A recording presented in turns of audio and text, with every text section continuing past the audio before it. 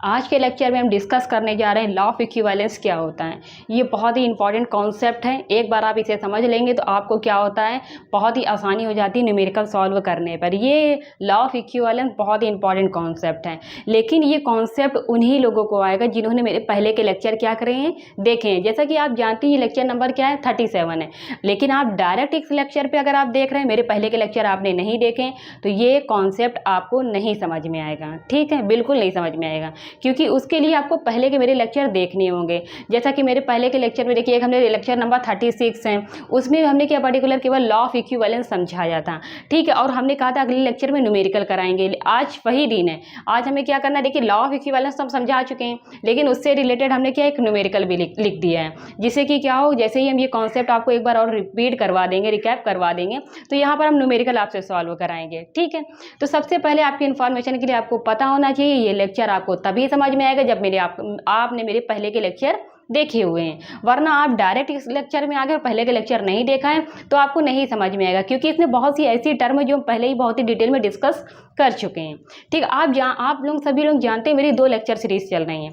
पहली lecture series क्या है, पहली लेक्चर में हम क्या करा रहे हैं, पहली लेक्चर सीरीज में हम करवा रहे हैं एनसीईआरटी सोल्यूशन करवा रहे हैं। ठीक है, केवल एनसीईआरटी सोल्यूशन, मतलब एनसीईआरटी के जितने भी एनसीईआरटी के जैसे कि आप एक्सरसाइज में जितने भी क्वेश्चन दिए गए 1 बाय 1 करके हम क्या करें, उन सभी की लेक्चर सीरीज आपके सामने लाते हैं और एक एक क्वेश्चन को क्या करते हैं, सॉल्व कराते हैं। वो जो लेक्चर है वो बहुत ही इंपॉर्टेंट लेक्चर है एनसीईआरटी वाले, क्योंकि उसमें केवल एनसीईआरटी के क्वेश्चन है, कोई भी आईआईटी जेईई एडवांस का क्वेश्चन उसमें सॉल्व नहीं करा रहे हैं। जबकि मेरी जो दूसरी लेक्चर सीरीज चल रही है उसमें हम क्या करा रहे हैं, उसमें हम क्या डिस्कस कर रहे हैं, एनसीईआरटी बुक में जो इस चैप्टर से रिलेटेड जो भी टॉपिक दिए हुए हैं, मान लीजिए एनसीईआरटी बुक में चैप्टर नंबर 1 सोल्यूशन है, तो उस चैप्टर से उस चैप्टर में जितने भी टॉपिक हैं उन सभी टॉपिक को हम क्या करते हैं, डिटेल में डिस्कस करते हैं, समझाते हैं, वो भी बहुत ही कम टाइम में। मेरे जो लेक्चर है ना, बहुत ही छोटे लेक्चर हैं, 1-1 घंटे के लेक्चर नहीं है मेरे, कोई 5 मिनट का है, कोई 10 मिनट का है, कोई 12 मिनट का है, कोई 15 मिनट का है, बहुत ही छोटे छोटे लेक्चर हैं। लेकिन उन छोटे छोटे लेक्चर में हमने हर एक टॉपिक को डिटेल में डिस्कस किया है।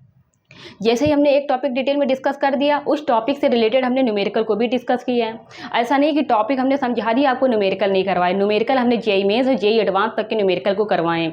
और उसी तरह उस लेक्चर सीरीज में जो हमने आपको बताया, मेरी एक जो चल रही है जिसमें लिखा हुआ होगा हैशटैग सोल्यूशन लिखा होगा। ठीक है, उस लेक्चर सीरीज में हम क्या कर रहे हैं, हर एक टॉपिक को क्लियर कर रहे हैं, पहले समझा रहे हैं, फिर न्यूमेरिकल करवा रहे हैं, वो भी जेईई मेंस और जेईई एडवांस के न्यूमेरिकल करवा रहे हैं। ठीक है, बहुत ही सिंपल, और उसमें एनसीईआरटी की भी क्वेश्चन कवर होते जा रहे हैं, जिससे कि आपको आइडिया लग जाएगा कि जेईई मेंस और जेईई एडवांस में वो जो न्यूमेरिकल आते हैं वो तो ठीक है, थोड़ी सी लैंग्वेज को चेंज करके थोड़ा न्यूमेरिकल को थोड़ा टफ कर दिया जाता है, लेकिन आसान बहुत होते हैं न्यूमेरिकल। और उसमें क्या हुआ, तो एनसीईआरटी के भी कुछ क्वेश्चन पूछे जाते हैं, तो एनसीईआरटी के भी क्वेश्चन हम उसमें करवा रहे हैं। लेकिन कुछ बच्चों की क्वेरी थी कि हमें क्या करना है, केवल हमें एनसीईआरटी के क्वेश्चन चाहिए, केवल एनसीईआरटी के क्वेश्चन चाहिए। तो उसी के लिए हमने एक दूसरी लेक्चर सीरीज बनाई है। उसमें क्या है, एनसीईआरटी सोल्यूशन पार्ट 1 है, एनसीईआरटी सोल्यूशन पार्ट 2 है, एनसीईआरटी सोल्यूशन पार्ट 3, इसी तरह और भी पार्ट आते रहेंगे, क्योंकि हर एक चैप्टर में जितने भी एक्सरसाइज हैं उन सभी के न्यूमेरिकल हम क्या करवाते रहेंगे, 1 बाय 1 करके करवाते रहेंगे। ठीक है, आपको अगर केवल एनसीईआरटी आपके लिए इंपॉर्टेंट है तो आप एनसीईआरटी के क्या देख सकते हैं, एनसीईआरटी की सीरीज देख सकते हैं, एनसीईआरटी सोल्यूशन न्यूमेरिकल उसमें हम करवा रहे हैं। लेकिन अगर आपको थ्योरी देखनी है, एनसीईआरटी की थ्योरी भी देखनी है कि हमें थ्योरी के कॉन्सेप्ट भी समझ में आ जाए, तो आपको जो हैशटैग सोल्यूशन वाली जो लेक्चर सीरीज है उसे भी देखनी पड़ेगी, क्योंकि हमने क्या है, एनसीईआरटी में जितने भी हमने पहले भी रिपीट कर चुके हैं, हर एक टॉपिक को हम उसमें डिटेल में डिस्कस कर रहे हैं, हर एक टॉपिक को डिटेल में डिस्कस कर रहे हैं। क्या है वो टॉपिक, क्या है, बोर्ड के लिए, बोर्ड के हिसाब से भी आपके लिए इंपॉर्टेंट है और जेईई के लिए भी इंपॉर्टेंट है। और क्या, अब हम आपको ये भी बताते रहेंगे हर लेक्चर में कौन सा टॉपिक किस में है, बोर्ड में है, कौन सा टॉपिक जेईई में है। ठीक है, ये भी बता देंगे आपको आराम से, जिससे कि आपको आसानी हो कि अरे ये मेरे काम का है कि नहीं। बहुत से को बच्चों के केवल बोर्ड से मतलब होता है। ठीक है, लेकिन कुछ बच्चे क्या होते हैं, आगे के लिए कॉम्पिटिशन की भी तैयारी करते हैं, तो उनके लिए हम आपको यहाँ पर हर एक टॉपिक को 1 बाय 1 करके बताते रहेंगे, ये किस टॉपिक से है, ये जो टॉपिक है ये क्या है, ये तो बोर्ड के लिए भी इंपॉर्टेंट है और जेईई के लिए भी इंपॉर्टेंट है। बहुत ही इंपॉर्टेंट टॉपिक है, बहुत ही अच्छा इंपॉर्टेंट टॉपिक है। ये जो कॉन्सेप्ट है ये उन्हीं बच्चों को समझ में आएगा, पहले बता चुके जो मेरे पहले के लेक्चर देख चुके हैं। जो डायरेक्ट इस लेक्चर में आ गए हैं तो उनको तो सोच लीजिए कि समझना आना बहुत ही मुश्किल है, क्योंकि इस कॉन्सेप्ट को समझने के लिए बहुत ही कुछ टर्म का यूज़ किया गया, जैसे ग्राम इक्विवेलेंट है, और भी टर्म यूज़ किए जाएंगे, इक्विवेलेंट है क्या है। ठीक है, वो सभी को हम पहले ही डिस्कस कर चुके हैं और उससे रिलेटेड हमने क्या न्यूमेरिकल भी आपको करवाए हैं। ठीक है, बहुत ही आसानी से न्यूमेरिकल करवाएं। तो जितनी इन्फॉर्मेशन देनी थी हमने आपको दे दी। मेरी 2 लेक्चर सीरीज़ चल रही है, पहले उन लेक्चर सीरीज़ को आप देखेंगे, फिर इस लेक्चर में आप आएंगे, जब भी आपको ये लेक्चर समझ में आएगा। ठीक है, तो चलिए हम स्टार्ट करते हैं। वैसे तो हमने अपने लेक्चर में, पहले वाले लेक्चर में डिस्कस कर दिया लॉ ऑफ इक्विवेलेंस क्या होता है, लेकिन क्या है इस कॉन्सेप्ट से रिलेटेड हमें न्यूमेरिकल भी लाए हैं। तो एक बार क्या करते हैं, हम एक बार इस कॉन्सेप्ट को क्या करते हैं, रिपीट कर देते हैं, रिकैप कर देते हैं, क्योंकि जो हमने पहले वाले लेक्चर बनाए थे ना, उसमें कुछ पॉइंट छूट गए थे।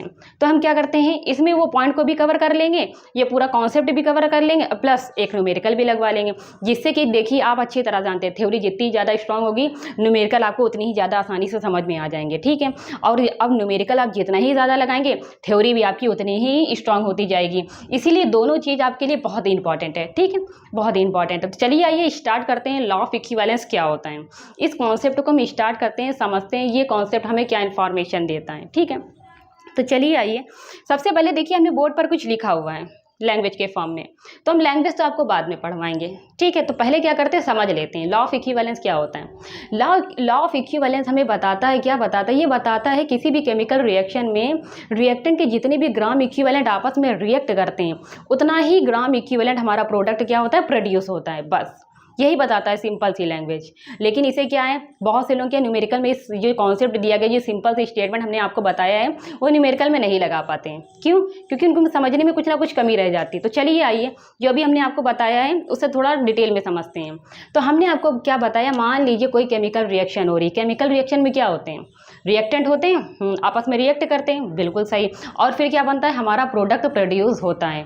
तो रिएक्टेंट के जितने भी ग्राम इक्विवेलेंट मान लीजिए रिएक्ट कर रहे हैं, हमें नहीं पता कितने रिएक्ट कर रहे हैं, लेकिन आप कोई भी डिजिट मान सकते हैं। ठीक है, तो हमने मान लीजिए रिएक्टेंट के जितने भी ग्राम इक्विवेलेंट रिएक्ट कर रहे हैं, तो जो हमारा जो प्रोडक्ट बनेगा उतने ही ग्राम इक्विवेलेंट हमारा प्रोडक्ट क्या होगा, प्रोड्यूस होगा। तो चलिए आइए एक इक्वेशन के थ्रू क्या करते हैं, उसे समझ लेते हैं। तो सबसे पहले आइए यहाँ पर मान लीजिए ये है क्या, एक इक्वेशन हमने लिख दी है। ठीक है, एक केमिकल रिएक्शन हमने आपके सामने लिख दी है। ठीक है, ये देखिए, ये हमारे ए और बी क्या है, रिएक्टेंट है, जो आपस में क्या करेंगे, रिएक्ट करेंगे। जैसे ही ये रिएक्ट करेंगे तो हमारा क्या बनेगा, प्रोडक्ट बनेगा। प्रोडक्ट क्या बनेगा, सी और डी। कैपिटल ए और बी की हम बात कर रहे हैं, वो हमारे रिएक्टेंट हैं। कैपिटल सी और कैपिटल डी हमारे क्या है, प्रोडक्ट हैं। ठीक है, वो प्रोड्यूस होगा। ये प्रोडक्ट प्रोड्यूस कब होगा, जब रिएक्टेंट रिएक्ट करेंगे। तो हमने आपसे क्या कहा, हमने अभी आपसे क्या कहा, हमने आपसे यही तो कहा ना, रिएक्टेंट के जितने भी ग्राम इक्विवेलेंट क्या करेंगे, रिएक्ट करेंगे, उतने ही ग्राम इक्विवेलेंट हमारा प्रोडक्ट प्रोड्यूस होगा। अब हमें तो नहीं पता ना कि कितने ग्राम इक्विवेलेंट इसके हैं, कितने ग्राम इक्विवेलेंट इसके हैं। अब ग्राम इक्विवेलेंट कैसे हम समझ, ग्राम इक्विवेलेंट क्या होता है, मैम बार बार ग्राम इक्विवेलेंट कह रही, समझ में नहीं आ रहा है। तो कह तो रहे हैं आपको ग्राम इक्विवेलेंट आपको नहीं समझ में आएगा। क्यों नहीं समझ में आएगा, क्योंकि आप मेरे डायरेक्ट इस लेक्चर में आ गए। ग्राम इक्विवेलेंट क्या होता है, इक्विवेलेंट मास क्या होता है, ये सभी हमने क्या करा है, हर एक टॉपिक को हमने डिटेल में डिस्कस किया है। ग्राम इक्विवेलेंट क्या होता है, नंबर ऑफ ग्राम इक्विवेलेंट क्या होता है, इस टॉपिक को हमने पहले आपको समझाया है बहुत ही कम टाइम में। फिर उसके बाद क्या करा है, हमने न्यूमेरिकल करवाया है। आप मेरी लेक्चर सीरीज में जाकर देख सकते हैं। ये कॉन्सेप्ट उन्हीं बच्चों को समझ में आएगा जिन्होंने मेरे पहले के लेक्चर देखे हैं, क्योंकि बहुत से टर्म ऐसे हैं यहाँ पर। देखिए जैसे यहाँ पर ग्राम इक्विवेलेंट है, अब आपको पल्ले नहीं पड़ रहा होगा ये ग्राम इक्विवेलेंट क्या है। तो ग्राम इक्विवेलेंट के क्या करना पड़ेगा, आपको मेरे पहले के लेक्चर देख के आइए, तभी आपको कॉन्सेप्ट समझ में आएगा। ऐसे नहीं है कि आप बीच में लेक्चर आ गए और देखने लगे फिर आप कहेंगे कि समझ में नहीं आ रहा है। ठीक, आप जानते हैं हर एक टॉपिक दूसरे टॉपिक से जुड़ा होता है, रिलेटेड होता है। एक टॉपिक को समझने के लिए आपको पहला वाला टॉपिक समझ लेना चाहिए कि पहले में क्या पढ़ाया गया था। और हर एक टॉपिक को हमने छोटे छोटे को डिस्कस किया है बहुत ही कम टाइम में, मेरे लेक्चर सीरीज में आपको देख सकते हैं। और उससे रिलेटेड हमने न्यूमेरिकल भी करवाए हैं, वो भी सिंपल न्यूमेरिकल। ठीक है, और फिर दूसरी जो मेरी लेक्चर सीरीज चल रही है हाईस्टेक सोल्यूशन वाली, उसमें हमने IIT JEE एडवांस के भी न्यूमेरिकल करवाए हैं, बहुत ही सिंपल तरीके से करवाए हैं, आप देख सकते हैं, वो भी बहुत ही कम टाइम में। तो हम कहाँ पे थे, हमने आपको बता दिया हम कहाँ पे थे। हम यहाँ पर थे कि इसके ग्राम इक्विवेलेंट की बात कर रहे हैं, क्योंकि ग्राम इक्विवेलेंट में लोगों को कन्फ्यूजन होने लगेगी। ठीक है, तो हम क्या करेंगे, इसके ग्राम इक्विवेलेंट के साथ जब रिएक्ट करेंगे तो उतने ही ग्राम इक्विवेलेंट क्या करेंगे, हमारा प्रोडक्ट प्रोड्यूस होगा। अब हमें नहीं पता ये कितने ग्राम इक्विवेलेंट है, ये भी कितने ग्राम इक्विवेलेंट है, तो हम क्या करते हैं, मान लेते हैं। क्या करते हैं, मान लेते हैं। ठीक, हम मान लेते हैं। ए के ग्राम इक्विवेलेंट कितने हैं, 5 ग्राम इक्विवेलेंट है। 3 के ग्राम कैपिटल बी के ग्राम इक्विवेलेंट कितने हैं, 3 ग्राम इक्विवेलेंट है। ठीक है, तो आप बताइए इन दोनों ग्राम इक्विवेलेंट जो कि क्या है, ये भी रिएक्टेंट है, ये भी रिएक्टेंट है। इसके 5 ग्राम इक्विवेलेंट है, इसके 3 ग्राम इक्विवेलेंट है। इन दोनों ग्राम इक्विवेलेंट में आपको बताना है, क्या बताना है, इन दोनों में किसका ग्राम इक्विवेलेंट कम है, इसका ग्राम इक्विवेलेंट क्या है, कम है। जिसका ग्राम इक्विवेलेंट कम होगा उसे ही हम क्या कहते हैं, लिमिटिंग रीजेंट। लिमिटिंग रीजेंट बहुत ही अच्छा टॉपिक ये भी है। वहाँ आपने मोल में समझा होगा लिमिटिंग रीजन कैसे निकालते हैं, ठीक है, आपने समझा होगा बहुत ही अच्छी तरह से। क्लास 11th में क्या होता है, some basic concept of chemistry जो चैप्टर फर्स्ट है उसमें बताया जाता है लिमिटिंग रीजन क्या है और किस तरह फाइंड किया जाता है। उसमें क्या होता है, कोई भी केमिकल रिएक्शन लिख दी जाती है, उसमें क्या होता है आप डायरेक्ट देखकर नहीं बता सकते कि डायरेक्ट मोल को देखकर नहीं बता सकते कि लिमिटिंग रीजन कौन है। उसमें आपको क्या होता है, लिमिटिंग रीजन के लिए क्या कैलकुलेशन करनी पड़ती है, आपको फाइंड करना पड़ता है किसके मोल कम है किसके मोल ज़्यादा है। किसमें, केमिकल रिएक्शन में। आपको याद होगा क्लास 11th में आपने पढ़ा होगा चैप्टर नंबर फर्स्ट में मोल कॉन्सेप्ट में, उसमें बताया जाता है लिमिटिंग रीजेंट किस तरह फाइंड किया जाता है। लेकिन इसमें कि लिमिटिंग रीजेंट क्या फाइंड करना बहुत ही आसान होता है, बहुत। उसमें तो लिमिटिंग रीजेंट के लिए आपको मोल कैलकुलेट करने पड़ते हैं, देखना पड़ता है, केमिकल रिएक्शन लिखनी पड़ती है, केमिकल रिएक्शन को बैलेंस करते हैं, बैलेंस करने के बाद देखते हैं कितने मोल किसके मतलब आप जब रिएक्टेंट देखते हैं तो उसमें देखते हैं, क्या देखते होंगे, कितने रिएक्टेंट के कितने मोल आपस में रिएक्ट कर रहे हैं, फिर उसमें देखते हैं फिर किसके मोल कम है, तो जिसके मोल कम होते हैं उसी को हम लिमिटिंग रीजेंट कहते हैं। वो आपने पढ़ा होगा, आपको याद आ गया होगा। तो वो कॉन्सेप्ट यहाँ पर नहीं लगाना है, यहाँ पर लिमिटिंग रीजेंट फाइंड करना बहुत ही आसान है। लिमिटिंग रीजेंट फाइंड करना बहुत ही आसान है। क्यों? इसमें क्या होता है, जिसके भी ग्राम इक्विवेलेंट कम होते हैं वही आपका लिमिटिंग रीजेंट होता है, बस। जिसके भी ग्राम इक्विवेलेंट कम होते हैं, आप देख सकते हैं इसमें सबसे लॉ ऑफ इक्विवेलेंट में सबसे सिंपल बात यही है, क्या बात है कि इसमें क्या होता है, जिसके भी ग्राम इक्विवेलेंट कम है वही आपका क्या है, लिमिटिंग रीजेंट है। तो इसमें किसके ग्राम इक्विवेलेंट कम है, रिएक्टेंट बी के ग्राम इक्विवेलेंट कम है। कितने हैं, ये 3 है, ये 5 है। ये ग्राम इक्विवेलेंट कम होने की वजह से इसे हम कहते थे ये क्या है, लिमिटिंग रीजेंट है, ठीक है। लिमिटिंग रीजेंट है तो लिमिटिंग रीजेंट क्या करता है, लिमिटिंग रीजेंट की वजह से क्या होता है, हमारा क्या होता है, प्रोडक्ट प्रोड्यूस होता है, ठीक है। प्रोडक्ट प्रोड्यूस होता है लिमिटिंग रीजेंट की वजह से। तो जितनी भी कैलकुलेशन हमारी होगी क्वेश्चन में, न्यूमेरिकल में जितनी भी कैलकुलेशन होगी किस पर डिपेंड करेगी, लिमिटिंग रीजेंट पर। और जो हमारा जो प्रोडक्ट बनेगा वो भी किस पर डिपेंड करेगा, लिमिटिंग रीजेंट पर, ठीक है। तो आपको ये तो पता चल गया इसमें लिमिटिंग रीजेंट ये है। तो क्या हुआ, इसका क्या है, इसके 3 ग्राम इक्विवेलेंट है तो इसके 5 ग्राम इक्विवेलेंट है। तो हमने क्या कहा आपसे, अभी हमने आपको रिपीट किया, क्या कहा, जो लिमिटिंग रीजेंट है उसके ही वजह से क्या होगा, हमारा प्रोडक्ट क्या होगा, प्रोड्यूस होगा। जितनी भी कैलकुलेशन होगी उस लिमिटिंग रीजेंट की वजह से होगी। तो 3 ग्राम इक्विवेलेंट इसके कितने ग्राम इक्विवेलेंट के साथ रिएक्ट करेंगे, 3 ग्राम इक्विवेलेंट इसके 3 ग्राम इक्विवेलेंट के साथ रिएक्ट करेंगे। जो हमारा जो प्रोडक्ट प्रोड्यूस होगा वो कितना प्रोड्यूस होगा, वो भी 3 ग्राम इक्विवेलेंट प्रोडक्ट प्रोड्यूस होगा, ये भी 3 ग्राम इक्विवेलेंट प्रोडक्ट हमारा प्रोड्यूस होगा। बस इतना सिंपल सा कॉन्सेप्ट है और कुछ भी नहीं है बस। लेकिन क्या है, इसी कॉन्सेप्ट को आपको न्यूमेरिकल सॉल्व करना है, इसीलिए इसको हल्के में मत लीजिए, ठीक है। बहुत ही सिंपल कॉन्सेप्ट है। तो हमने आपको बता दिया ना, सबसे पहले केमिकल रिएक्शन लिखेंगे, उसमें आप देखेंगे ग्राम इक्विवेलेंट सभी के फाइंड कर लेंगे, सभी के क्या, केवल रिएक्टेंट के आप ग्राम इक्विवेलेंट पहले फाइंड करेंगे, केवल रिएक्टेंट के। जैसे ही आप रिएक्टेंट के ग्राम इक्विवेलेंट फाइंड कर लेंगे आपको पता चल जाएगा किसके ग्राम इक्विवेलेंट कम है। जिसके ग्राम इक्विवेलेंट कम होंगे उसे ही आप क्या कह देंगे, वो हमारा क्या है, लिमिटिंग रीजेंट। जैसे ही आपको पता चल जाएगा ये हमारा लिमिटिंग रीजेंट है तो आपको पता चल जाएगा रिएक्टेंट के कितने ग्राम इक्विवेलेंट आपस में रिएक्ट करेंगे, 3 ग्राम इक्विवेलेंट इसके रिएक्ट करेंगे और 3 ग्राम इक्विवेलेंट इसके रिएक्ट करेंगे, ठीक है। और जितने ही ग्राम इक्विवेलेंट रिएक्ट करेंगे उतना ही प्रोडक्ट हमारा क्या होगा, प्रोड्यूस होगा।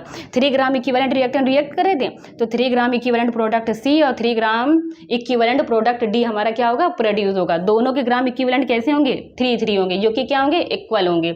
और यहाँ भी जो ग्राम इक्विवेलेंट है वो भी क्या है, इक्वल है। इसी को देखिए हमने स्टेटमेंट के फॉर्म में लिख दिया है। क्या लिख दिया है हमने, यहाँ पर इसके कितने ग्राम इक्विवेलेंट लिए थे, इसके कितने लिए थे, बी लिए थे। तो हमने इसके भी ग्राम इक्विवेलेंट कितने लिए, बी लिए। दोनों के ग्राम इक्विवेलेंट इक्वल है कि नहीं है, इक्वल है। तो हमने देखिए वही लिख दिया इक्वल करके, gram equivalent of A react is equal to gram equivalent of B react, ठीक है। देखिए हमने इक्वल कर दिया है कि बी के भी ग्राम इक्विवेलेंट इक्वल हैं और ए के भी ग्राम इक्विवेलेंट क्या है, दोनों ही क्या है, इक्वल हैं। और फिर हमने ये क्या बताया आपको, जो सी के जितने भी ग्राम इक्विवेलेंट प्रोड्यूस होंगे वो भी क्या होंगे, इनके ग्राम इक्विवेलेंट के इक्वल होंगे। जैसे कि हमने 3 ग्राम इक्विवेलेंट लिया है तो यहाँ जो प्रोडक्ट प्रोड्यूस होगा वो भी 3 ग्राम इक्विवेलेंट होगा, ये भी 3 ग्राम इक्विवेलेंट होगा। तो सी कितना प्रोड्यूस हुआ, ये भी 3 ग्राम इक्विवेलेंट, ये भी, और डी ये भी 3 ग्राम इक्विवेलेंट। तो हमने यहाँ देखिए वो भी लिख दिया, जो हमारा जो सी है जो डी है उनमें जो ग्राम इक्विवेलेंट जो प्रोड्यूस हुआ है वो भी क्या होंगे, इक्वल होंगे।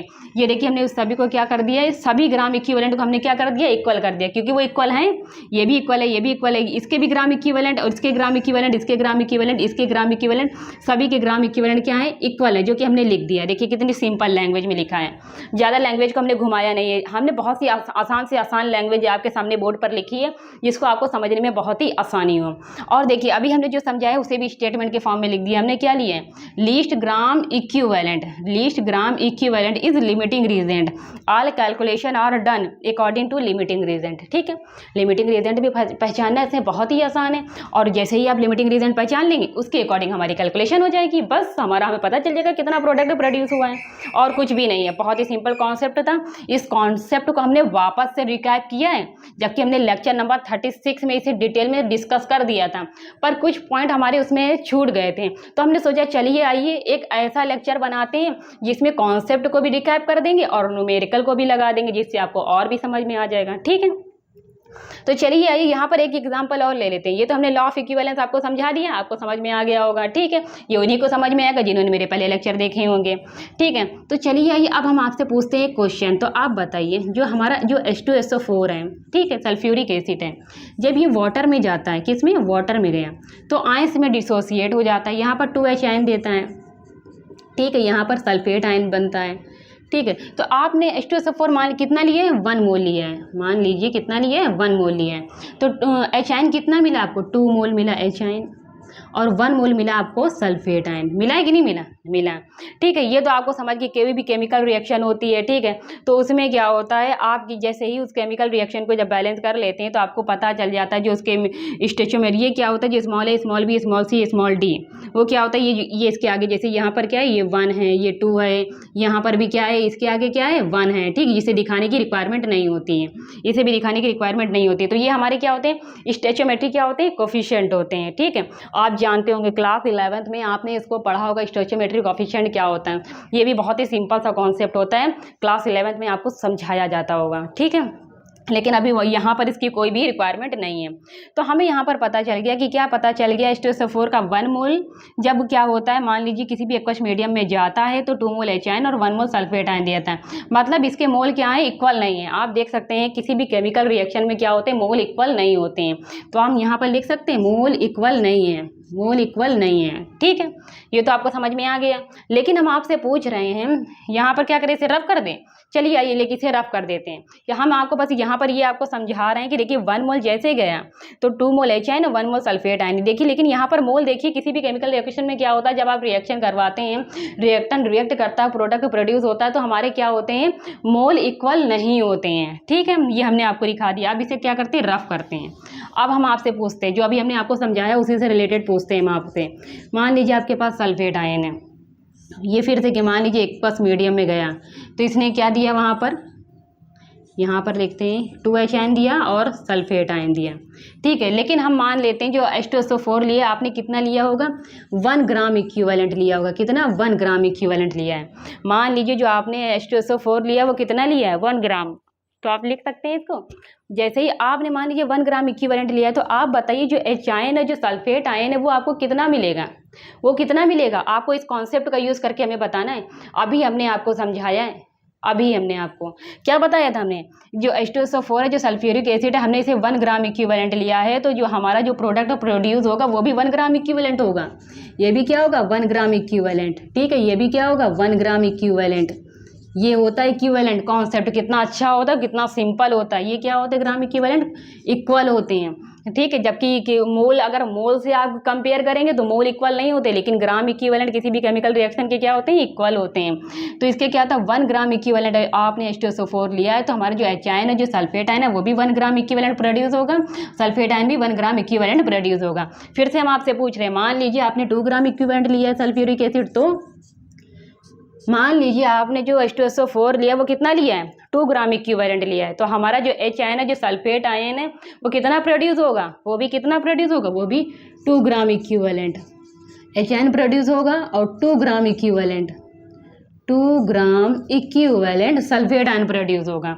ये क्या होते हैं, आप देख सकते हैं आसानी से, ये क्या होते हैं, इक्वल होते हैं। क्या होते हैं, देखिए इक्वल का साइन लगाया है, इक्वल होते हैं। यही कॉन्सेप्ट हमें क्या बताता है, लॉ ऑफ इक्विवेलेंस बताता है, जो कि हमने बहुत ही डिटेल में समझा दिया है। आपको नोट करना है, नोट कर लीजिए, क्योंकि अब हम क्या डिस्कस करेंगे, न्यूमेरिकल डिस्कस करने जा रहे हैं। आपने नोट कर लिया होगा। चलिए आइए न्यूमेरिकल को पढ़ते हैं और डिस्कस करते हैं क्या दिया गया, क्या पूछ रहा है, और इस कॉन्सेप्ट का यूज़ करके हम अपने कॉन्सेप्ट को और स्ट्रॉन्ग करते हैं। ठीक है, हमने लॉ ऑफ इक्विवेलेंस आपको समझा दिया। ठीक है, बहुत ही ग्राम इक्विवेलेंट क्या होता है, किसी भी केमिकल रिएक्शन के लिए ग्राम इक्विवेलेंट क्या होते हैं, इक्वल होते हैं। ठीक है, हाँ, किसी भी केमिकल रिएक्शन के लिए जो ग्राम इक्विवेलेंट होते हैं वो इक्वल होते हैं। बहुत ही सिंपल सी बात बता दी हमने आपको, और लिमिटिंग रीजेंट भी हमने बता दिया। जिसकी क्वांटिटी कम होगी वही आपका क्या होगा, लिमिटिंग रीजेंट होगा। लॉ ऑफ इक्विवेलेंस में लिमिटिंग रीजेंट फाइंड करना बहुत ही आसान होता है। ठीक है, उसमें क्या होता है, क्वांटिटी के हिसाब से बता सकते हैं कौन सा लिमिटिंग रीजेंट है, और इसके अकॉर्डिंग ही हमारी सारी कैलकुलेशन हो जाती है। हमें पता चल जाता है कितना प्रोडक्ट प्रोड्यूस होगा और कितना रिएक्टेंट रिएक्ट हो रहा है, कितना प्रोडक्ट हमारा प्रोड्यूस होगा। ठीक है, लिमिटिंग रीजेंट की वजह से हमें सब कुछ पता चल जाता है।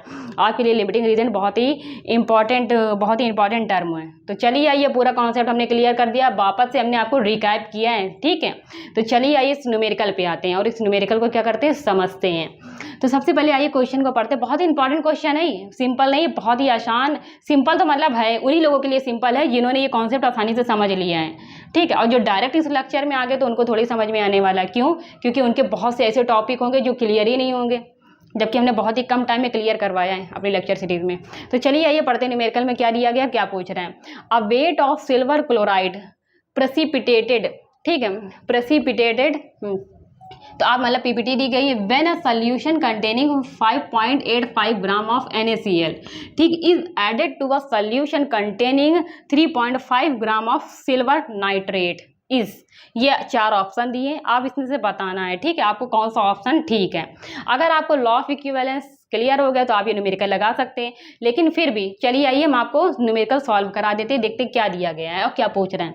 इसमें पूछ रहा है जो सिल्वर क्लोराइड है, जो प्रेसिपिटेट है, उसका आपको वेट बताना है। क्या बताना है? वेट बताना है। जबकि व्हेन अ सॉल्यूशन, एक सॉल्यूशन है जिसमें जो सोडियम क्लोराइड है उसका वेट कितना है, गिवन वेट है 5.85 ग्राम है, और उसमें क्या किया, इस सॉल्यूशन में क्या किया गया, ये ऐड किया गया है, एक और सॉल्यूशन ऐड किया गया है, added to a solution containing, जिसमें सिल्वर नाइट्रेट जो है उसका जो गिवन मास है 3.4 ग्राम दिया हुआ है। तो जो दिया है वो लिख लेते हैं। सबसे पहले क्या दिया हुआ, सोडियम क्लोराइड का गिवन मास कितना दिया हुआ है वो लिख लेते हैं। कितना दिया हुआ है, 5.85 ग्राम। ठीक है, एक सॉल्यूशन ऐसा है, देखिए, when a solution containing 5.85 gram of sodium chloride, जिसमें गिवन मास हमने देखिए लिख दिया। एक सॉल्यूशन है जिसमें सोडियम क्लोराइड का गिवन मास आपको पता है। एक दूसरा उसी में क्या किया, इज एडेड, उसी सॉल्यूशन में क्या किया गया है, एक सॉल्यूशन और ऐड किया गया है टू अ जो सॉल्यूशन कंटेनिंग क्या रखता है, सिल्वर नाइट्रेट का गिवन मास इतना रखता है। उसका गिवन मास कितना है, सिल्वर नाइट्रेट 3.4 ग्राम। ठीक है, ये हमने आपको बता दिया, ये दिया है। अब पूछ क्या रहा है, आपसे पूछ रहा है सिल्वर क्लोराइड का आपको क्या बताना है, गिवन मास बताना है। इतना तो समझ में आ रहा है क्वेश्चन ना, कि नहीं आ रहा है ये भी। सिल्वर क्लोराइड का आपको मास वेट क्या करना है, फाइंड करना है। ठीक है, इतना तो आसान बता दिया, समझा भी दिया। इस तरह न्यूमेरिकल कौन है आपको बार बार रिपीट कर समझाएगा कि न्यूमेरिकल में क्या दिया गया, क्या पूछ रहा है। ठीक है, तो देखिए क्या होता है, सब क्या होता है, जल्दी से न्यूमेरिकल पढ़ते हैं और चले आते हैं कॉन्सेप्ट पे, कि जबकि बच्चों को समझ में आए चाहे ना, कोई फर्क नहीं पड़ता। ठीक है, लेकिन आप समझने की यहाँ पर कोशिश करिए। जो दिया है वो भी हमने बता दिया, जो पूछ रहा है वो भी हमने लिख दिया है। ठीक है, अब क्या करिए, आप जितना नोट करना नोट कर लीजिए, क्योंकि हम रफ कर देंगे ये पूरा, क्योंकि हमें क्या स्पेस चाहिए बोर्ड पर। जब हम स्पेस मिलेगा तभी तो हम बोर्ड पर समझा पाएंगे आपको। ये देखिए हमने रफ कर दिया है। चलिए आइए समझते हैं। बस आपको सिल्वर क्लोराइड का मास, गिवन मास फाइंड करना, बहुत ही सिंपल है, बहुत ही सिंपल। चलिए आइए समझते हैं। तो इसमें देखिए एक सोल्यूशन को दूसरे सोल्यूशन में ऐड किया गया है। तो पहला सोल्यूशन किसका था, सोडियम क्लोराइड का, सोडियम क्लोराइड का। दूसरा सोल्यूशन कौन था, सिल्वर नाइट्रेट, ये क्या करेंगे, एक सोल्यूशन दूसरे सोल्यूशन में मिक्स किया गया, तो ये आपस में क्या कर जाएंगे, रिएक्ट कर जाएंगे। ठीक है, तो जब रिएक्ट करेंगे तो क्या बनेगा, जल्दी से बनाइए, बताइए। रिएक्शन बहुत ही सिंपल होती है, सिल्वर क्लोराइड बनेगा और क्या बनेगा, सोडियम नाइट्रेट। ठीक, ये बनेगा। ये रिएक्शन बहुत ही इंपॉर्टेंट होती है, 10th क्लास में आप लोगों को समझाई जाती है, बहुत ही सिंपल रिएक्शन होती है और 11th क्लास में भी रिएक्शन आपसे कई बार रिपीट होगी, पेपर में भी कई बार पूछी गई होगी कि ये बहुत ही सिंपल रिएक्शन होती है, बहुत ही सिंपल। ठीक है, तो हम इस रिएक्शन को यहाँ पर आपको ये रिएक्शन आपको आनी चाहिए। ठीक है, तो हमने देखी ये रिएक्शन आपसे क्या कर लूँ, रिएक्शन करवाई। कैसे करवाई आपको पता है कैसे करवाई, क्योंकि जब दो सोल्यूशन को हमने मिक्स किया तो वो आपस में क्या कर गए, रिएक्ट कर गए और हमें क्या मिला, सिल्वर क्लोराइड मिला, जो कि क्या है, ये पीपीटी है। क्या है, पीपीटी, जिसे आप प्रेसिपिटेट कह सकते हैं। ठीक है, तो आपसे क्या पूछ रहा है, इसी का तो मास पूछ रहा है। ये देखिए, the wait of silver chloride, इसी का तो मास आपसे पूछ रहा है। पूछ रहा है कि नहीं पूछ रहा है, पूछ रहा है। फाइंड कर सकते हैं कि नहीं कर सकते हैं, इतना तो आपके लिए सिंपल कर दिया हमने। फाइंड कर सकते हैं आप, बहुत ही आसानी से फाइंड कर सकते हैं। देखिए, हमने पूरी केमिकल रिएक्शन लिख दी, लिखी है कि नहीं लिखी। जैसे अभी हम यहाँ पर लॉ ऑफ इक्विवेलेंस में जो हम समझा रहे थे, वहाँ पर हमने एक केमिकल रिएक्शन लिखी थी और उसी के जरिए हमने आपको समझाया था। बिल्कुल वही कॉन्सेप्ट इसी केमिकल रिएक्शन पर, इस पर भी लगा दीजिए वही कॉन्सेप्ट जब हमने अभी आपको बताया था। हमने क्या बताया था उसमें, सबसे पहले हमने क्या कहा था, इसके भी ग्राम इक्विवेलेंट फाइंड कर लिए थे, इसके भी ग्राम इक्विवेलेंट फाइंड कर लिए थे। फाइंड कैसे किए थे, हमने कहा था अभी आप नहीं फाइंड कर सकते तो आप मान लीजिए, लेकिन इसमें क्या है, आप फाइंड कर सकते हैं ग्राम इक्विवेलेंट। अब ग्राम इक्विवेलेंट कैसे फाइंड करते हैं, उसके लिए आपको मेरा पहला वाला लेक्चर देखना पड़ेगा, क्योंकि हमने लेक्चर ऑलरेडी पहले बता के रखा है कि ग्राम इक्विवेलेंट कैसे फाइंड करते हैं। तो चलिए, ये इसके ग्राम इक्विवेलेंट फाइंड कर लेंगे, इसके ग्राम इक्विवेलेंट फाइंड कर लेंगे, फिर दोनों ग्राम इक्विवेलेंट से हम कंपेयर करेंगे, इसमें लिमिटिंग रीजन क्या है। फिर जब से हमें लिमिटिंग रीजन पता चल जाएगा तो लिमिटिंग रीजन से हमें पता चल जाएगा कि कितने कितने ग्राम इक्विवेलेंट ये आपस में रिएक्ट करेंगे। जितने ग्राम इक्विवेलेंट रिएक्ट करेंगे उतना ही हमारा प्रोडक्ट प्रोड्यूस हो जाएगा। और प्रोडक्ट हमारा क्या है, ये भी और ये भी, और हमें किसके बारे में बताना है, हमें इसके बारे में बताना है। ठीक है, तो चलिए आइए पहले सबसे पहले फाइंड करते हैं इसके ग्राम इक्विवेलेंट। तो सोडियम क्लोराइड के हमें फाइंड करना है gram equivalent, gram equivalent of sodium chloride कैसे फाइंड करा जाता है, जल्दी से आप बताइए, क्योंकि आपने बहुत से बच्चे जो मेरे पहले से लेक्चर सीरीज देखे हुए हैं तो उनको पता होगा कि ग्राम इक्विवेलेंट कैसे फाइंड किया जाता है। तो ऊपर क्या होता है, गिवन मास होता है, ऊपर क्या होता है, गिवन मास होता है, जो कि कितना है सोडियम क्लोराइड का 5 पॉइंट। इसे रफ कर देते हैं। ठीक है, इसे क्या करते हैं, हम रफ कर देते हैं, जिससे कि क्या होगा, हमें स्पेस और मिलेगा। तो चलिए आइए, हमने इसे रफ कर दिया। ये देखिए, यहाँ पर लिख देते हैं,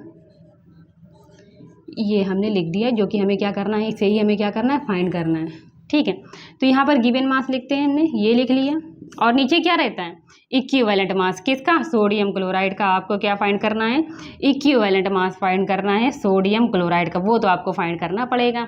ये कैसे फाइंड किया जाता है, इसे भी हमने पहले वाले लेक्चर सीरीज में बताया था कि किस तरह फाइंड किया जाता है। ठीक है, तो आप पहले वो लेक्चर देख के आइए, फिर उसके बाद इस लेक्चर में आइए। तो ग्राम इक्विवेलेंट फाइंड करने का फार्मूला क्या होता है, ऊपर क्या होता है, गिवन मास होता है, नीचे क्या होता है, इक्विवेलेंट मास होता है।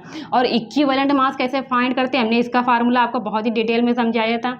इक्विवेलेंट सोडियम क्लोराइड का अगर आपको मास फाइंड करना है तो आप क्या करेंगे, इसके ऊपर क्या लिख देंगे, सोडियम क्लोराइड एक मॉलिक्यूल है ना, तो हम ऊपर क्या लिखेंगे, ऊपर क्या लिखेंगे, इसका मोलर मास लिखेंगे। क्या लिखेंगे, मोलर मास लिखेंगे।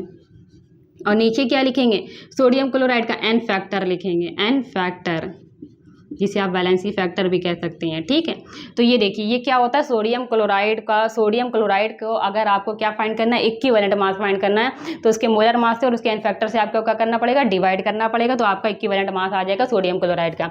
तो चलिए आइए मोलर मास फाइंड कर लेते हैं सोडियम क्लोराइड के। पहले एक मॉलिक्यूल का मास फाइंड करते हैं, तो कितना आता है, यहाँ पर 23 आएगा, यहाँ पर 30.5 आएगा, आपको पता होगा। तो अगर आप इसका सम करेंगे तो आप सम करके बताइए कितना आएगा, इसका आएगा, ठीक है, ये हमने लिख दिया किसका, हाँ 5 ग्राम आएगा।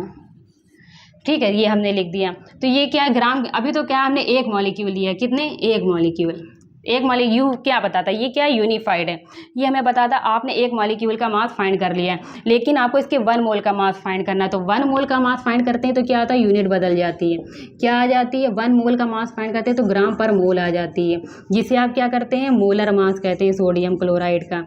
ठीक है, समझ रहे हैं ना, 1 मोल का मास कितना है, 58.5 ग्राम है। ठीक है, वो भी सोडियम क्लोराइड का, तो मोलर मास रख देंगे यहाँ पर। ठीक है, अब एन फैक्टर हमने आपको क्या बताया था, जो सोडियम क्लोराइड है क्या, एक आयनिक कंपाउंड है, क्या है, एक आयनिक कंपाउंड है। जब ये क्या करता है, किसी भी एक्वस मीडियम में जाता है तो कटायन और एनायन में डिसोसिएट हो जाता है। तो हमने आपको क्या बताया था, ये देखिए, जैसे ही ये क्या करेगा, वाटर में जाएगा तो ये कटायन प्लस एनायन में क्या होगा, टूट जाएगा। तो हमने बताया था चाहे आप कटायन की बात करिए चाहे एनायन की, दोनों में से कोई भी एक ले लीजिए। इन हमने कटायन ले लिया मान लीजिए, तो इस पर जो चार्ज है, चार्ज कितना है, +1 का चार्ज है। तो आपको प्लस नहीं लेना है, केवल मैग्नीट्यूड लेना है।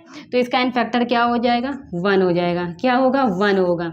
इससे +1 का चार्ज है ना, तो आपको मैग्नीट्यूड लेना है। तो हमने क्या ले लिया, 1 ले लिया। तो इसका एन फैक्टर क्या हो गया सोडियम क्लोराइड का, क्या लिखेंगे यहाँ पर, 1 लिखेंगे। क्या लिखेंगे, 1। तो हम सभी को क्या करते हैं, रफ कर देते हैं। और मोलर मास भी हमने आपको फाइंड करके बता दिया, ठीक है। तो यहाँ पर लिख लेते हैं, ये वैल्यू कितनी आएगी, नीचे क्या आएगा, नीचे क्या होगा, एन फैक्टर 1 बताइए। तो मोलर मास है ना, आप लिख सकते हैं बिल्कुल, आप मोलर मास है, बिल्कुल सही है। तो चलिए यहाँ पर हमने देखिए 1 लिख दिया। चलिए यहाँ पर ग्राम लिख सकते हैं, ठीक है, ये भी ठीक है। ये भी हम इसे रफ कर देते हैं, ठीक है, हम इसे रफ कर दिया। अब इसे क्या करिए, मोल में अगर आपको कन्वर्ट कर, मोल भी लिख सकते हैं, अगर आपको लिखना है तो लिख दीजिए, लेकिन अगर आप ग्राम में भी लिख देंगे तो आपको पता चल जाएगा। ग्राम की यूनिट हमें यही बताती है, इसके आपने 1 मोल का मास लिया है, लेकिन आपको इसे ओपन करके लिखना है तो आप लिख सकते हैं पर मोल, मतलब 1 मोल का मास इतना है, ठीक है। अगर आप ग्राम लिख देंगे तो ग्राम से भी हमें पता चल जाएगा कि आपने इसके 1 मोल का मास आपने फाइंड किया है। तो इसके मोलर मास निकल आया, किसका निकल आया, ये, हाँ देखिए, इसका इक्विवेलेंट मास हमारा कितना निकल आया, इतना निकल आया। तो ठीक है, इसे क्या करते हैं, हम यहाँ पर क्या करते हैं, पुट कर देते हैं। आइए इक्विवेलेंट मास हम क्या करते हैं, यहाँ पर हम क्या, चलिए आइए अब क्या करिए, पूरी यूनिट ले लीजिए। आपको कन्फ्यूजन हो रही होगी कि पर मोल क्यों हटा दिया, पर मोल क्यों हटा दिया। तो ठीक है, अगर आपको लगता है कि हमें लेना है तो ले लीजिए, ये भी ले लीजिए, ठीक है। क्योंकि बाद में जाकर के क्या होगा, आराम से आप देख सकते हैं कि किस तरह, आइए हम बताएं क्यों आपको, आप खुद ही आगे देख लीजिए।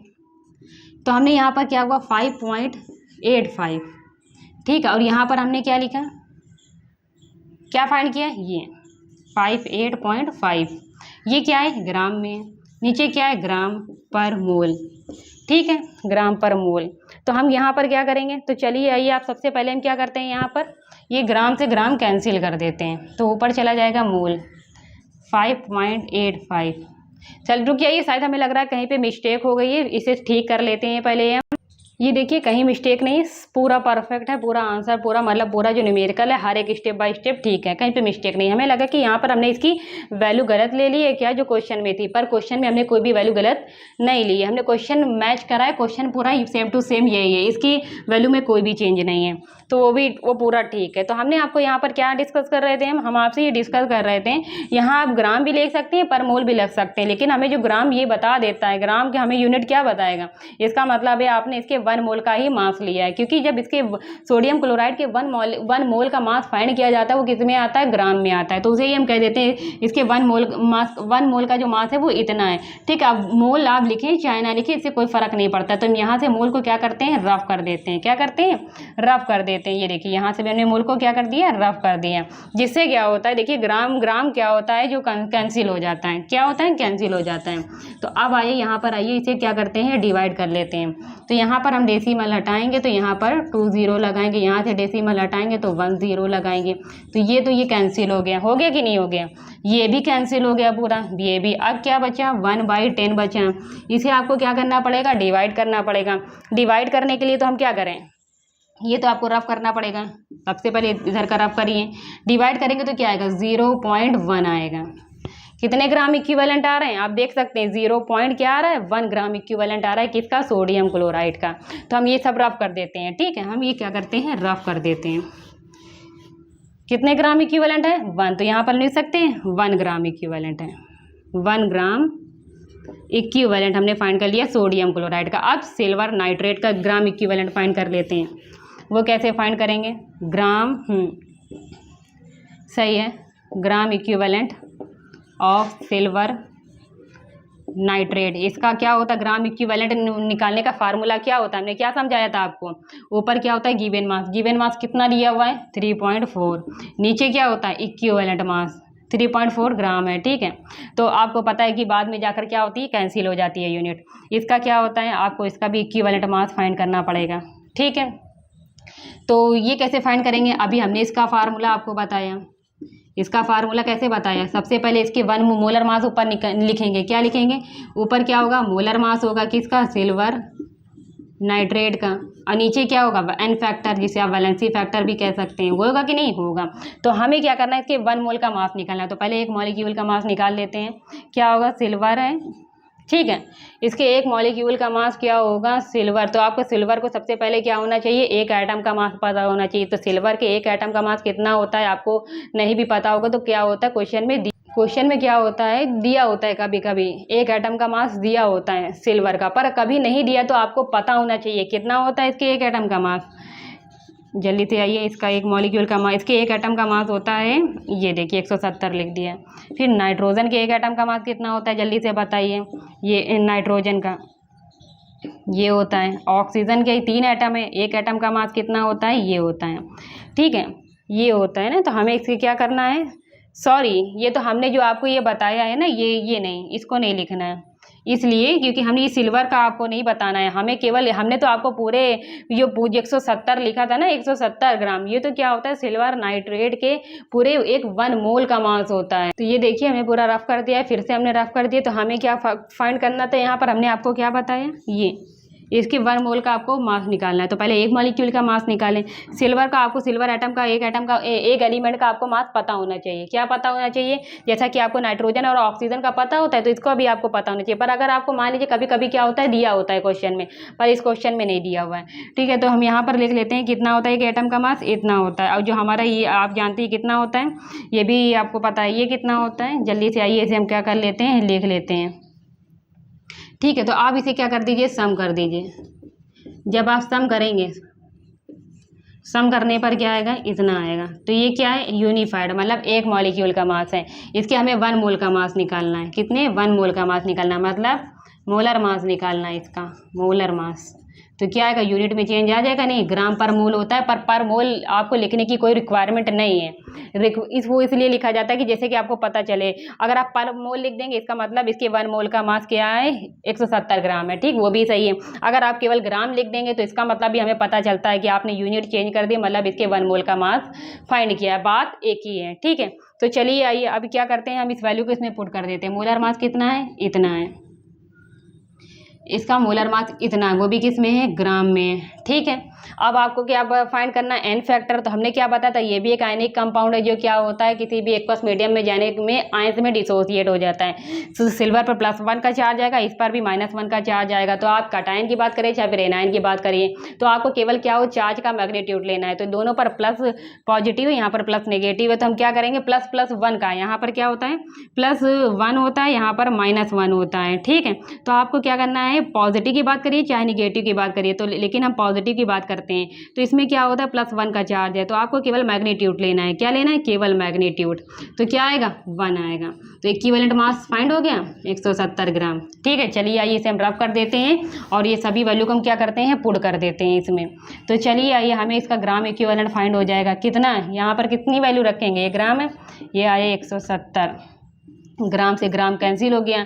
अब जल्दी से आपको इसको डिवाइड करना है, डिवाइड करके आपको बताना है कि इसके ग्राम इक्विवेलेंट कितना आएगा, और आप डिवाइड कर लेंगे तो आपको पता चल जाएगा। बहुत ही सिंपल कैलकुलेशन इसकी भी है। तो यहाँ पर क्या आएगा, 0.02 आएगा। कितना आएगा यहाँ पर, 0.02 ग्राम इक्विवेलेंट है, ठीक है। ये भी आपको नोट करना है, तो नोट कर लीजिए, क्योंकि हम पूरा बोर्ड क्या करने जा रहे हैं, केवल क्वेश्चन को छोड़कर सब रफ कर देंगे। हमने रफ कर दिया, आप देख सकते हैं। चलिए अब मेरा पूरा भी क्वेश्चन क्या हो गया, सॉल्व हो गया, पूरा क्वेश्चन सॉल्व हो गया। ग्राम इक्विवेलेंट निकालना तो बहुत ही आसान था, क्योंकि हम पहले लेक्चर में डिस्कस कर चुके, लेकिन आपके लिए हमने फिर से यहाँ पर ग्राम इक्विवेलेंट का यहाँ पर फार्मूला रखा और उसकी वैल्यू पुट करके बताई, ठीक है। इक्विवेलेंट का भी हमने आपके लिए यहाँ पर फार्मूला लिखा और उसकी वैल्यू फाइंड कर हमने आपको बताई, ठीक है।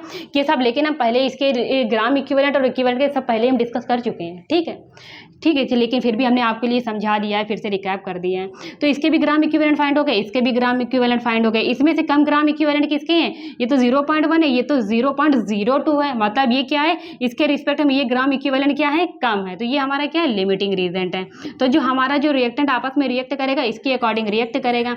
सिल्वर नाइट्रेट के जो ग्राम इक्विवेलेंट है वो क्या है, 0.02 ग्राम इक्विवेलेंट है, जो कि क्या है, एक लिमिटिंग रीजेंट है। लिमिटिंग रीजेंट क्यों है, क्योंकि इसके रिस्पेक्ट में देखिए इसका अमाउंट क्या है, कम है। है कि नहीं है, कम है। तो हम क्या करते हैं, इसे लिमिटिंग रीजेंट हमने इसको मान लिया, हमें समझ में आ गया कि ये हमारा लिमिटिंग रीजेंट है। तो इतना लिमिटिंग रीजेंट तो क्या है, इतना ग्राम इक्विवेलेंट, इतने ग्राम इक्विवेलेंट के इसके साथ क्या करेगा, रिएक्ट कर जाएगा।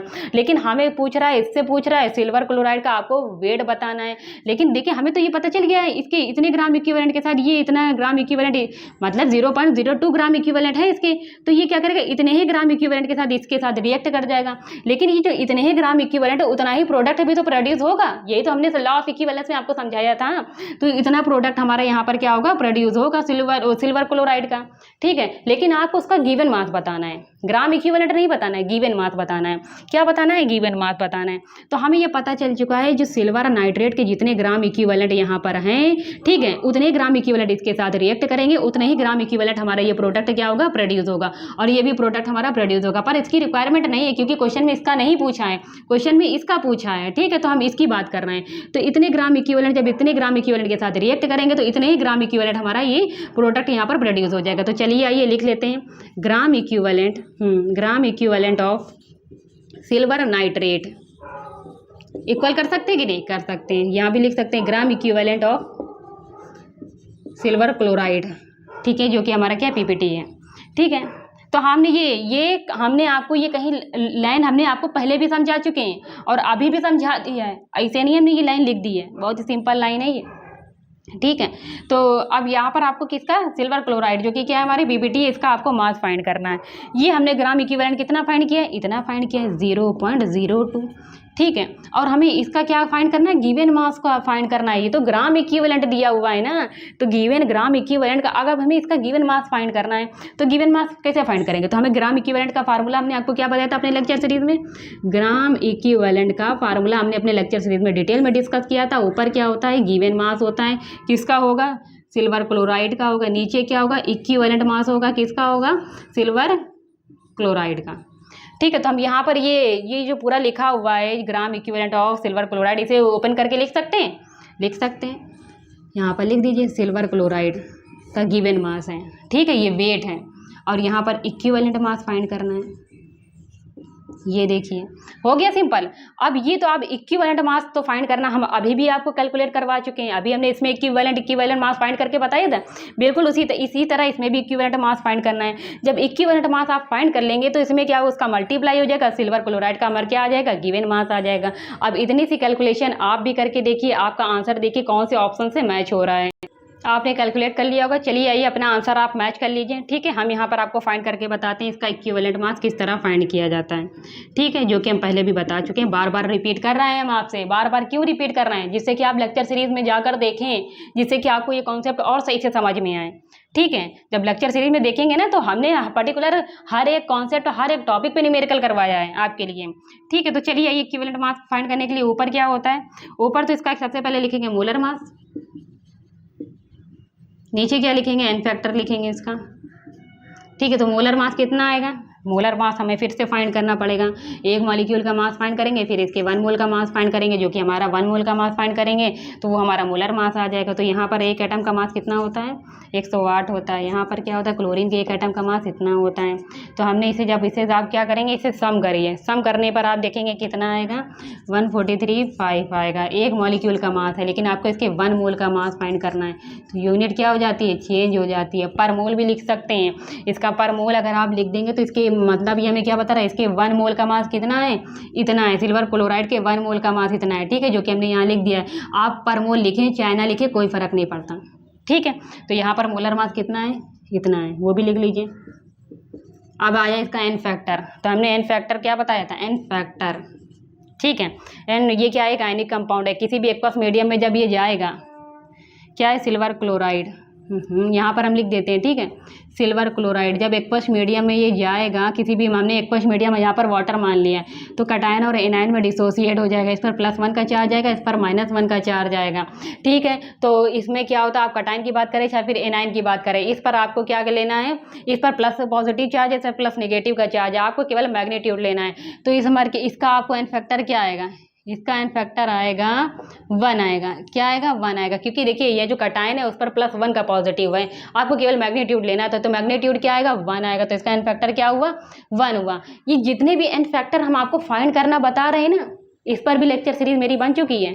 हमने आपको बताया एसिड का एन फैक्टर कैसे फाइंड करते हैं, बेस का एन फैक्टर कैसे फाइंड करते हैं, किसी आयनिक कंपाउंड का एन फैक्टर कैसे फाइंड करते हैं, किसी एलिमेंट का एन फैक्टर कैसे फाइंड करते हैं। और कुछ तो एसिड के हमने ऐसे एग्जाम्पल बताए थे कि मान लीजिए हमने जैसे कि फास्फोरिक एसिड है एक, और भी एसिड थे, क्या था हाइपोफास्फोरस एसिड था, एक था ऑर्थोफास्फोरस एसिड। ये जो एसिड थे बहुत ही इंपॉर्टेंट एसिड थे, उन सभी के हमने एन फैक्टर आपको फाइंड करना बताया था। बेस के एन फैक्टर हमने आपको फाइंड करना बताया था। रेड्यूसिंग और ऑक्सीडाइजिंग एजेंट का एन फैक्टर किस तरह फाइंड करते हैं, किसी भी केमिकल रिएक्शन का एन फैक्टर कैसे फाइंड करते हैं, ये सभी डिटेल हमने अपने लेक्चर सीरीज में डिटेल में डिस्कस किया है और उससे रिलेटेड कुछ क्वेश्चन भी करवाए हैं। और जितने भी क्वेश्चन कराए वो सभी पेपर में आए हुए हैं, बहुत ही इंपॉर्टेंट क्वेश्चन है। और जो हमने ये जो समझाए हैं ना, इतने एन फैक्टर जो हमने आपको समझाए, वो कैसे समझाए, बहुत ही कम टाइम में। आप मेरे लेक्चर सीरीज का टाइम देखिए कितना कम है, बहुत ही कम टाइम में जितनी भी हमें इंपॉर्टेंट बातें आपको बतानी थी वो सब हमने आपको बताई और डिस्कस किए हैं। ठीक है, तो चलिए आइए आगे बढ़ते हैं। तो हमने यहाँ इसका एन फैक्टर पता चल गया, क्या हुआ, 1 हो गया। ठीक है, यहाँ तक हम डिस्कस कर चुके हैं। ठीक है, कुछ पॉइंट आपको जब समझ में नहीं आते ना कि एन फैक्टर कैसे फाइंड करें, एन फैक्टर कैसे, इक्विवेलेंट मास कैसे फाइंड करें, इसलिए हमें पुराने टॉपिक पे जाना पड़ता है कि हमें बताना पड़ता है कि मेरी ऑलरेडी लेक्चर सीरीज चल रही है। तो हम इसे क्या करते हैं, रब कर देते हैं। एन फैक्टर हमें इसका भी फाइंड हो गया, क्या हो गया, 1 हो गया। तो हम ये क्या करें, रब कर देते हैं। चलिए आइए रब कर देते हैं। तो यहाँ पर क्या होता है, ये देखिए मोलर मास हमने यहाँ पर आपको ग्राम में बताया था। ठीक है, ये लिख दिया ग्राम। तो हम यहाँ पर वैल्यू पुट कर दें 0.02, और हमें क्या फाइंड करना था, यही तो गिवन मास फाइंड करना था जो कि वेट है। ठीक है, और यहाँ पर लिख देते हैं 14 ग्राम। अब क्या करेंगे, ये डिवाइड में ऊपर जाएंगे, मल्टीप्लाई कर देंगे इसका, ये रफ कर देते हैं हम। ठीक है, ये भी रफ कर देते हैं, ये सब क्या करते हैं, रफ करते हैं। जब हम रफ करेंगे तो आइए यहाँ पर देखते हैं। तो जब ये क्या यहाँ पर इसका हो जाएगा मल्टीप्लाई 0.02 इंटू 143.5।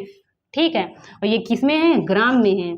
और ये क्या आएगा, ये हमें आपको क्या फाइंड करना था, जो कि आपके सामने देखिए फाइंड हो चुका है कि नहीं हो चुका, हो चुका है। तो हम इसे भी क्या करते हैं, रफ कर देते हैं। ठीक है, इसे भी हम क्या करते हैं, रफ कर दिया हमने।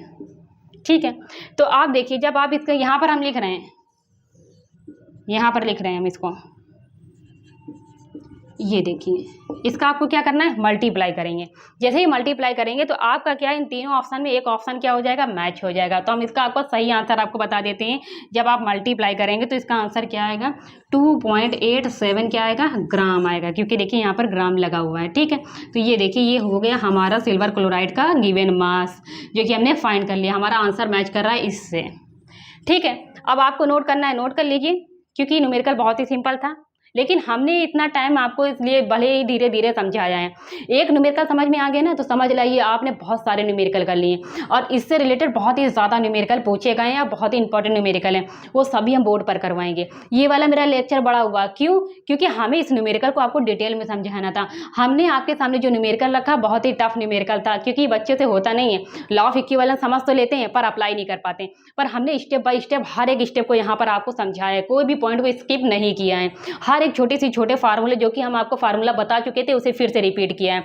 हर एक देखिए हर एक स्टेप हमने आपको समझाया है। ठीक है, आप क्या करना है, आपको नोट करना है तो नोट कर लीजिए, क्योंकि फिर क्या है, हमने जितना भी पॉइंट समझाना था, डिस्कस करना था, सब कुछ कर चुके हैं। इस न्यूमेरिकल में सब कुछ समझा चुके हैं। अब जितने भी न्यूमेरिकल हम देंगे, सबसे पहले आप क्या करेंगे, वीडियो को पॉज करेंगे और न्यूमेरिकल खुद करेंगे। फिर उसके बाद आप देखिए आपको समझ में आया कि नहीं आया। ठीक है, और उन्हीं बच्चों को ये ज़्यादा समझ में आएगा जो मेरे लेक्चर सीरीज पहले से देख रहे हैं। तो चलिए आइए बच्चों, आपको नोट करना है, नोट कर लीजिए, क्योंकि हमने हर एक पॉइंट डिस्कस कर दिया है, क्योंकि हम अपनी वीडियो को अब कंक्लूड करने जा रहे हैं।